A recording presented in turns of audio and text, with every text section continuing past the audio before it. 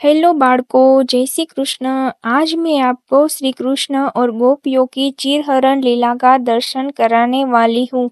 श्री कृष्ण की यह लीला भागवत पुराण में वर्णित है, जो बहुत गूढ़ और आध्यात्मिक अर्थ रखती है।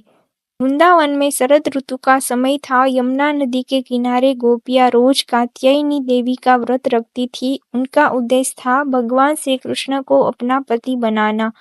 एक दिन सब गोपियाँ नदी में स्नान करने आई। उन्होंने अपने वस्त्र नदी के तट पर कदम वृक्ष की डालियों पर टांग दिए और जल में उतर गई।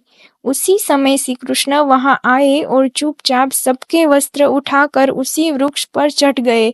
फिर मुस्कुराते हुए बोले, हे गोपियों, यदि वस्त्र चाहिए तो एक एक करके मेरे पास आओ। अपने पापों से मुक्त होकर पूर्ण समर्पण के साथ मुझसे प्रार्थना करो। गोपियाँ पहले लज्जा से कांप उठी, लेकिन जब उन्होंने श्री कृष्ण की यह लीला समझी, तब वे हाथ जोड़कर बाहर आई और श्री कृष्ण से विनती की। तब भगवान ने उनके वस्त्र लौटा दिए। पुराणों में वर्णन है कि वरुण देव ने नारी मर्यादा का उल्लंघन किया या उसका सम्मान नहीं किया। विशेष रूप से तब जब एक महिला बिना वस्त्र के किसी जल में प्रवेश कर रही थी। तब वरुण देव ने कोई ऐसा कार्य किया जिससे किसी स्त्री की मर्यादा या शीलता भंग हुई, तो उन्हें समझाया गया कि नारी को सम्मान देना परम धर्म है। चाहे वह गोपी हो, माता हो या सामान्य स्त्री, उसका शारीरिक और मानसिक सम्मान सर्वोपरि है।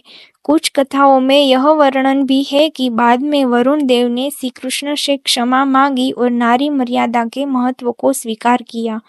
किसी भी स्त्री को बिना वस्त्र के किसी के सामने प्रस्तुत नहीं होना चाहिए और जल में भी प्रवेश नहीं करना चाहिए। यह नारी मर्यादा और आत्मसम्मान का विषय है।